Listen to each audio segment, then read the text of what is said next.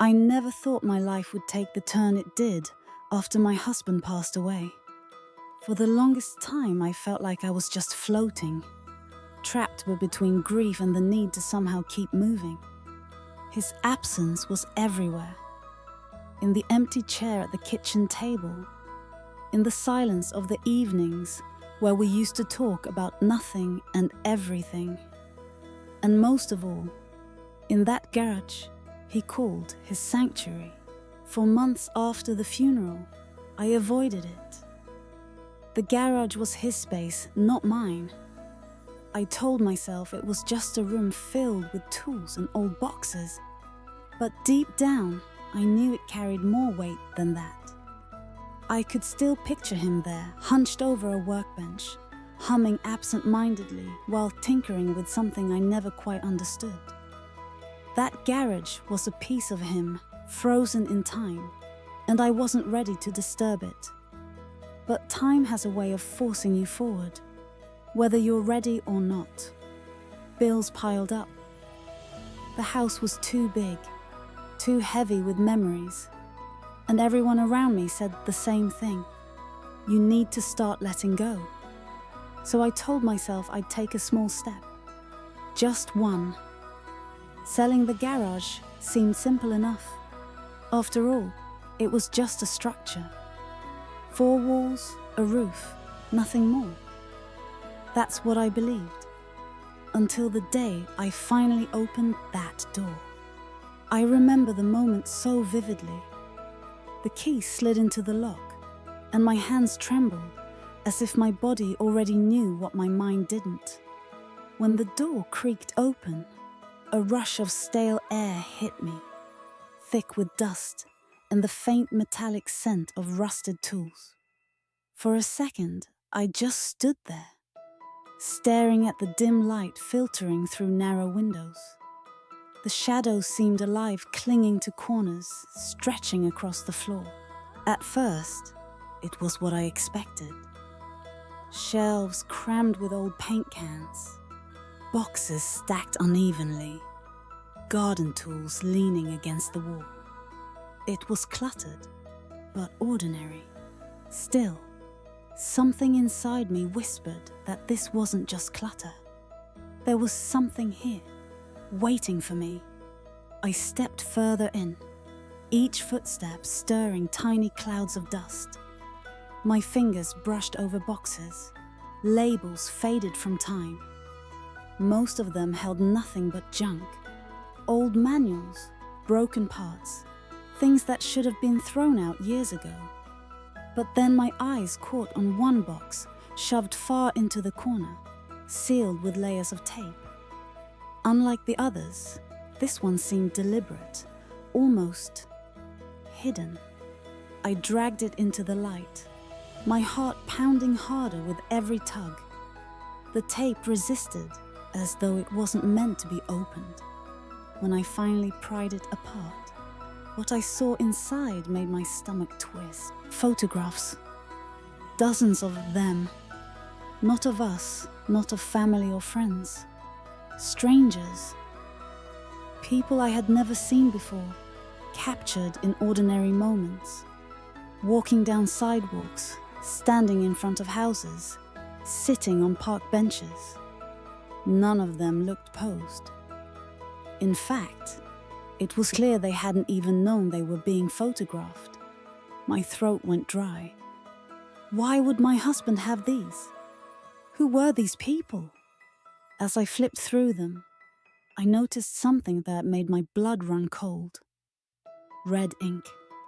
Circles drawn around certain faces. Dates scrawled in the margins.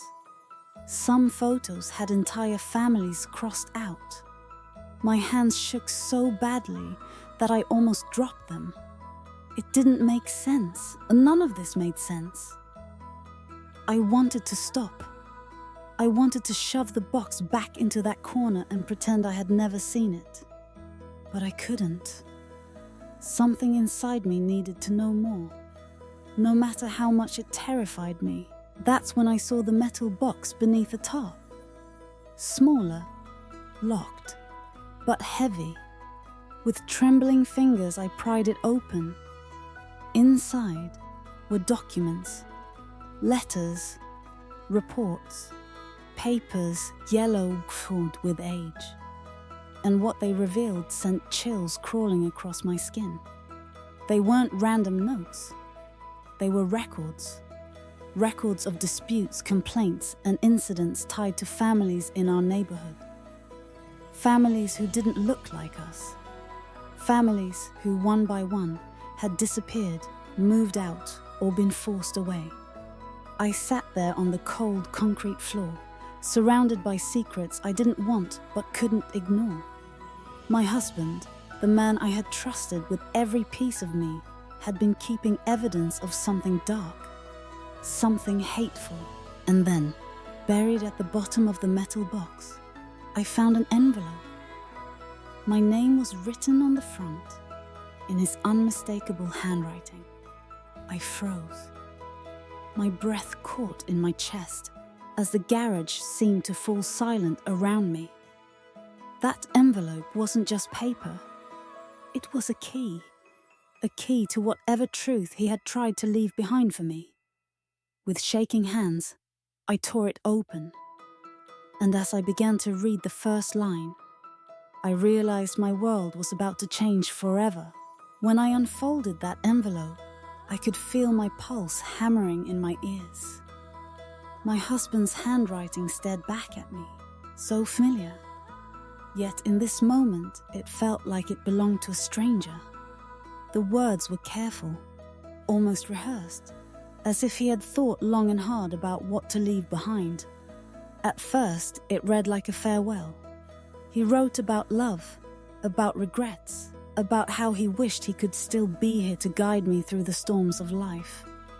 For a brief second, tears blurred my vision, because I could hear his voice in those words.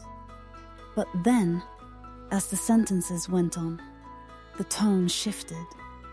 He wrote about duty, about protecting what was ours. He spoke of keeping the neighborhood safe and standing firm against change. At first, I couldn't understand what he meant.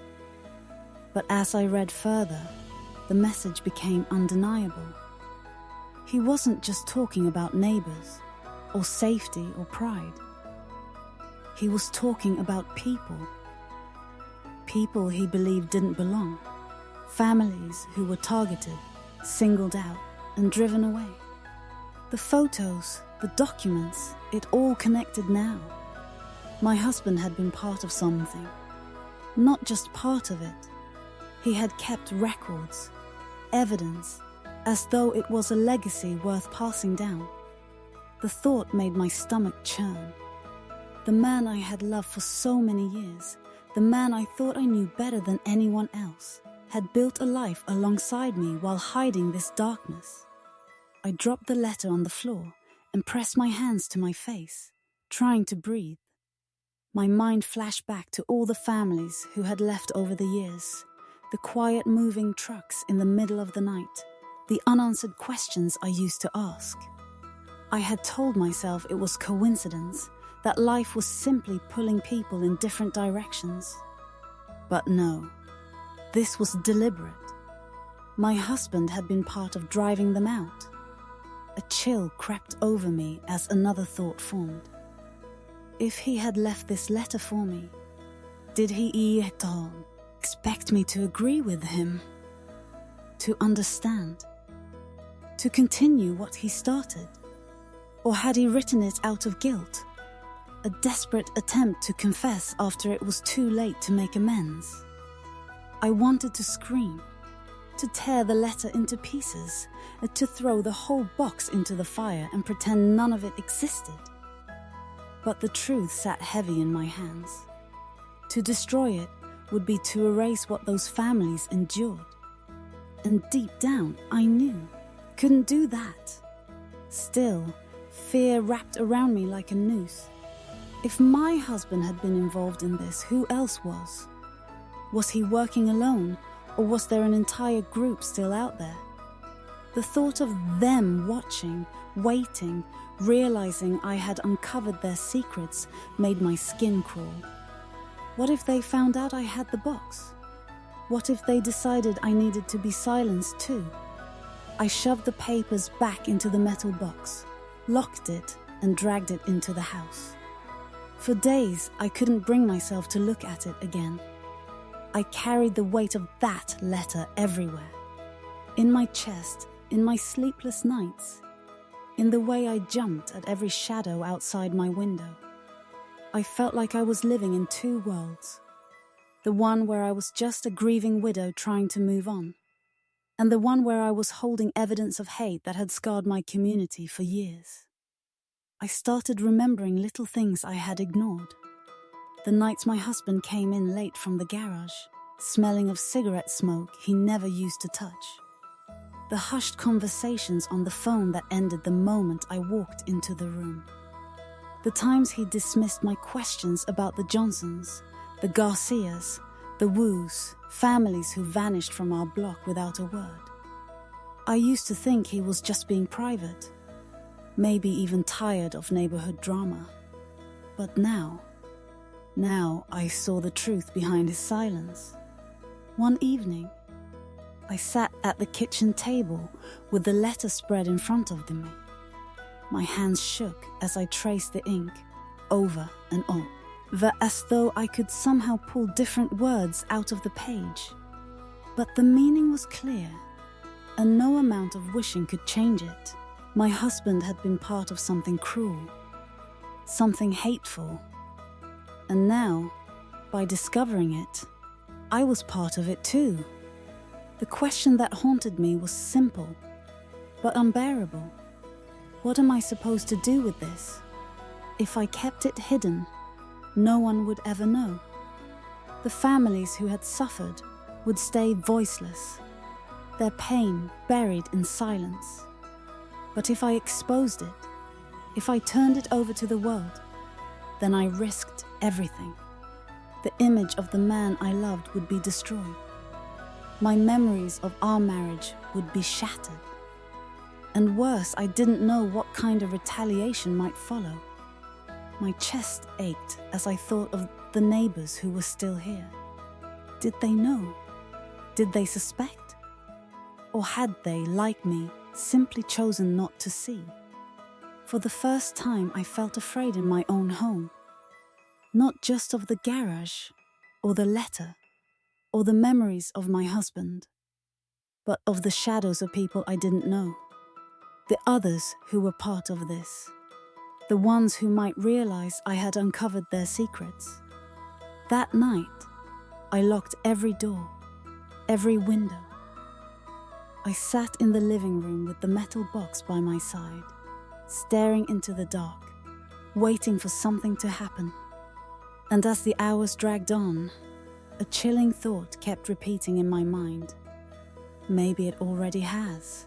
The next morning, I woke up with the metal box still sitting on the table, as if it had been watching me through the night. My body was heavy from exhaustion, my eyes stinging from lack of sleep. But my mind wouldn't let go of what I'd discovered.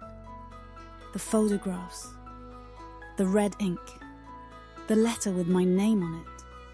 Every piece of it felt like a puzzle I didn't want to solve, but couldn't stop thinking about.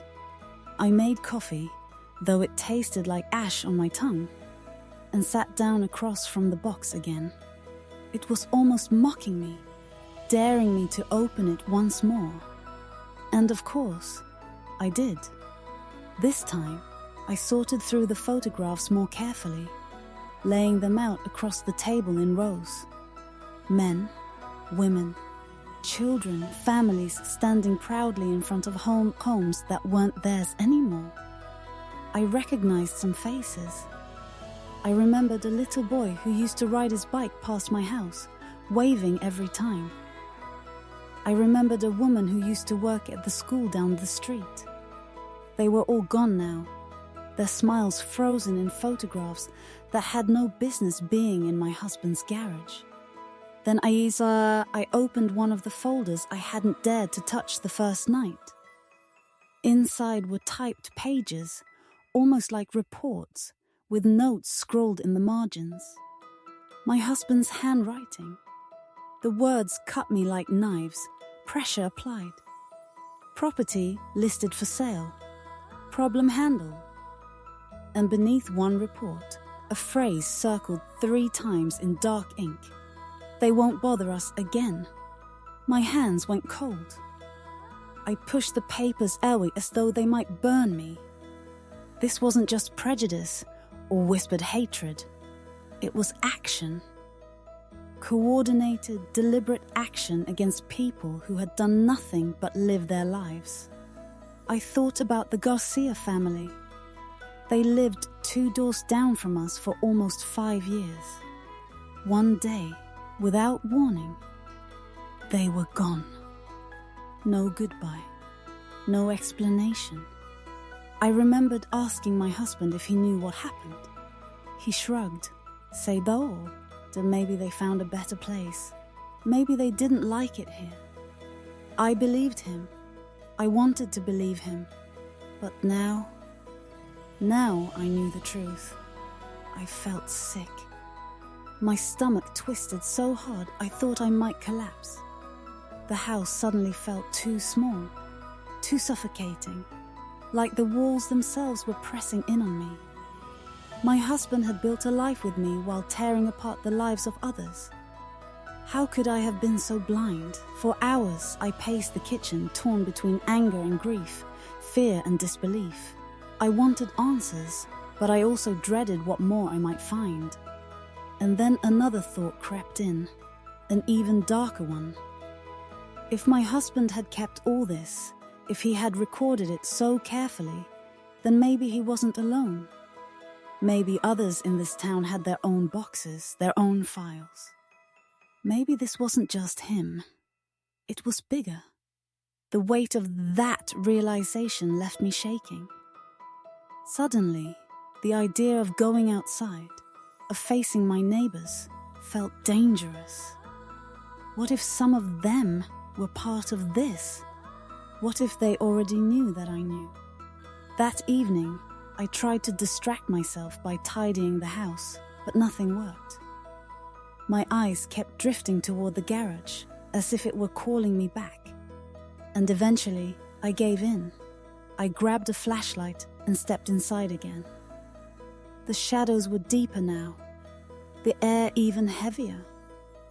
I told myself I'd only take another quick look, that I needed to make sure I hadn't missed anything important. My flashlight beam swept across shelves and boxes until it landed on something I hadn't noticed before. A false panel on the back wall. My heart raced as I stepped closer. The wood didn't match. Slightly newer than the rest. Nailed in place with care. My hands shook as I pried at the edges until the panel gave way. Behind it was a small compartment.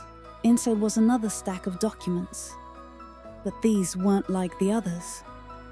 These were official. Property records, deeds, names and signatures. And again, a pattern emerged. Families of color, pressured to sell, their homes quickly changing hands. Some sales looked forced, with signatures that seemed hurried, almost desperate. And there, buried in the stack, was my husband's name. I dropped the papers, my whole body trembling. He hadn't just watched. He hadn't just known. He had been directly involved. He had profited from it.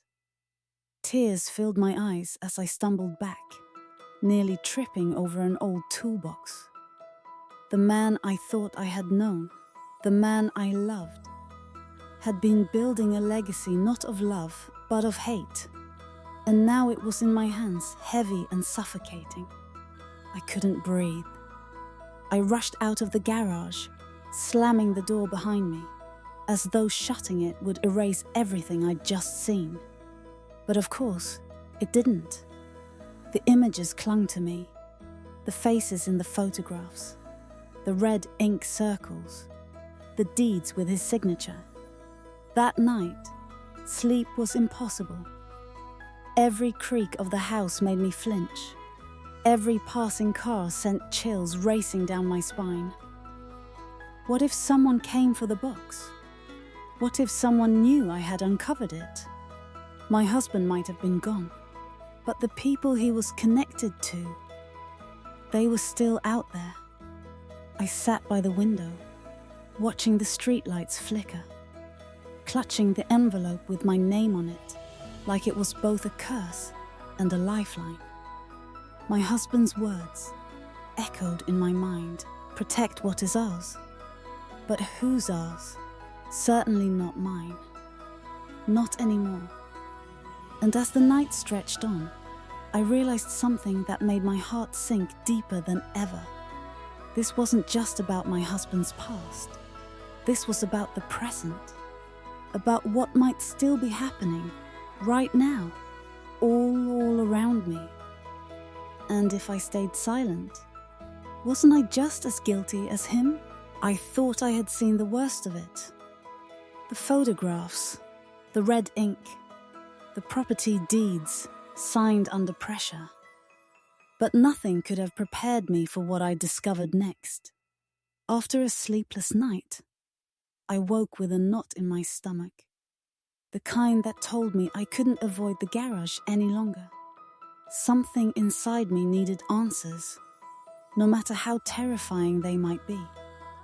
So I forced myself back into that suffocating room, flashlight in hand, heart pounding like a drum inside my chest. The air felt heavier than ever, almost oppressive, like the walls themselves were watching me. I crouched down near the false panel I had uncovered the night before. Something told me there had to be more than just papers, more than just signatures. My fingers traced along the edges, feeling for gaps. And then, at the very bottom, I found it. Another compartment. When I pried it open, dust spilled out, along with a smaller box wrapped in an old, stained cloth. My hands shook as I unwrapped it, revealing yet another envelope, sealed tightly. My name wasn't on this one. Instead, a single word was scrawled across the front. Evidence. For a moment, I couldn't move. The word glared back at me, heavier than any secret I had uncovered so far. I tore it open, and inside were more photographs. Only these were different. They weren't just of strangers on the street, or families in front of homes. These were raw, painful, burned-out houses, broken windows, a front door splintered as though it had been kicked in. And there, in one photograph, was a face I recognized. It was Mrs. Johnson, the kind elderly woman who used to wave to me every morning when I left for work. She was standing outside her home, tears streaking her face, clutching her children close as men loomed in the background. Men in shadows. Men whose faces I couldn't quite see. Dropped the photo as though it had burned me. My chest turned, whitened until I could barely breathe. This wasn't just about pushing people out with paperwork or intimidation. This was violence. Real violence. And my husband had kept evidence of it. I scrambled through the rest of the envelope, my eyes blurring with tears, my heart thundering so loud I thought it might burst. There were letters, written in coded language, but clear enough to understand. Plans, meetings, warnings. And in the margins, again and again, my husband's handwriting. Notes that tied him directly to these acts. I staggered back, clutching the papers to my chest, shaking so hard I thought my legs might give out. The world tilted around me. My husband, The man who had held my hand through storms, who had whispered promises in the dark, who I had trusted with everything, had been part of this horror. I wanted to scream. I wanted to run. But all I could do was sink to the floor, sobbing into the dust, the photos spread out around me like ghosts. Every face stared back at me, silent witnesses to things I had chosen not to see for years. And then came the worst thought of all. If he had kept this evidence, if he had hidden it so carefully, was it because he wanted it preserved? Was this his legacy? Was I meant to carry it on? Not as a wife remembering her husband, but as someone who would protect what was ours. The idea made me nauseous. I crawled toward the door, desperate for air, desperate to escape the suffocating weight of that garage. But even outside, the air didn't feel clean anymore. I stood in the yard, clutching the envelope, staring at the neighborhood around me. The empty houses, the two quiet streets, all the absences that suddenly made sense. I couldn't stop trembling. The truth wasn't just inside the garage. It was all around me. Every missing family, every vanished smile, every locked window told the same story. And I had been blind to it. Or maybe I had chosen not to see. I went back inside the house, locked the door, and collapsed at the kitchen table. The photographs spilled across the wood, the words in the letters screaming at me even in silence. My tears blurred them, but I couldn't look away. This was the turning point. I knew it. My life would never be the same after this. I stared at the letter with my name again, the one I had already read, the one that had broken my heart in half. The words "protect what was ours" echoed in my mind, taunting me. But now I understood. He hadn't been protecting me. He hadn't been protecting us. He had been protecting hate. And here I was, the only one left with the proof. For hours I sat frozen, my mind torn apart by fear, grief, and anger. If I stayed silent, I would be just like him, complicit in their suffering. But if I spoke out, if I turned over this evidence, I might be putting myself in danger. Who else was part of this? Who might come after me if they knew I had it? The weight of that decision crushed me. Every bone in my body screamed for safety, for silence. But my heart couldn't let it go. I pressed my shaking hands against the table and whispered to myself, I can't live with this lie. And in that moment, I knew my husband's truth had destroyed me. But maybe, just maybe, exposing it could set others free. I barely slept that night. Every time I closed my eyes, I saw the faces from those photographs. Eyes wide with fear, children clinging to their mothers, families standing in front of homes that would never be theirs again.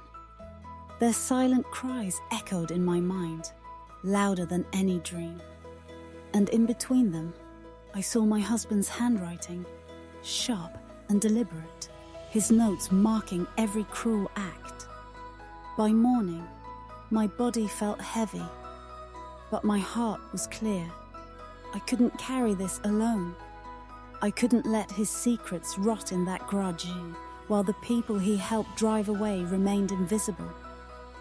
No matter how much I loved him once, no matter how much it hurt, silence would make me just like him. I gathered everything, the photos, the letters, the deeds, even the envelope with evidence scrawled across the front. My hands shook as I packed them into a box, every piece of paper feeling like it weighed 100 pounds.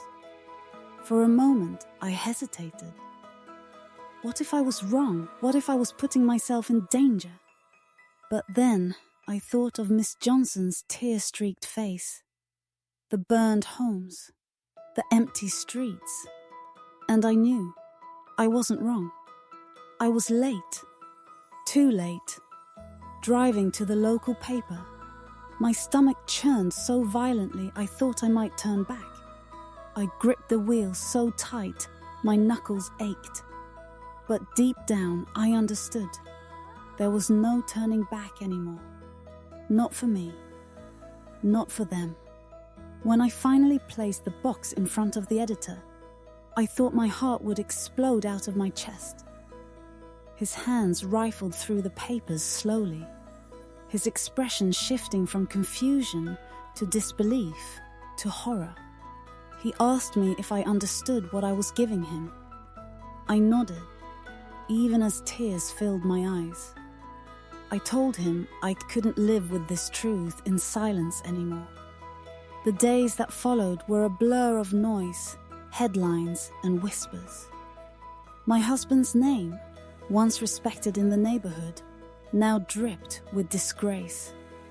People looked at me differently, some with pity, some with anger, some with gratitude. I felt stripped bare, like I was walking through fire with no shield. But as painful as it was, I also felt lighter. The truth was out. I went back to the garage once more, standing in the doorway, staring at the shelves that had hidden so much pain. The dust still clung to the air, the silence still pressed against my ears. But it didn't feel like his space anymore. It felt like a tomb of secrets, and I had finally opened it to the light. And yet, the weight of it never truly left me. I carried it in my chest, in every breath, in every quiet night when I thought I heard his footsteps on the stairs, when I wished for the man I thought he was, instead of the man I learned he had been. But this story, my story, was never just about him or even about me. It was about the families who had been erased from these streets, whose names I will never know, whose voices were silenced by fear. It was about the cruelty that can hide in plain sight, wearing the mask of respectability, even love. And it was about silence, because silence, I learned, can be just as violent as action. By saying nothing, by looking away, by convincing myself I didn't know. I had been part of the problem too. That realization hurt more than anything. So now, when I walk these streets, I don't just see houses. I see absences. I see shadows of families who should still be here. I see laughter that should still be echoing between these walls. And I carry their memory with me. The truth destroyed the image I had of my husband, yes, but it also woke me up. It forced me to see the world as it is, not as I wished it to be. And maybe that's the point of all this. Maybe the truth isn't here to comfort us. Maybe it's here to break us open, to force us to confront what we'd rather ignore. Because injustice doesn't vanish just because we don't see it. It lingers. It waits. And unless we choose to face it, it will keep repeating, over and over again. So I ask you, as someone who lived through this, how many more truths are hidden in garages, in attics, in memories, locked away out of fear or shame? How many more families will be erased before we decide that silence is no longer an option? I thought I was just uncovering my husband's past. But what I uncovered was a mirror, one that forced me to face myself, my community, my country. And once you see it, once you really see it, you can never close your eyes again.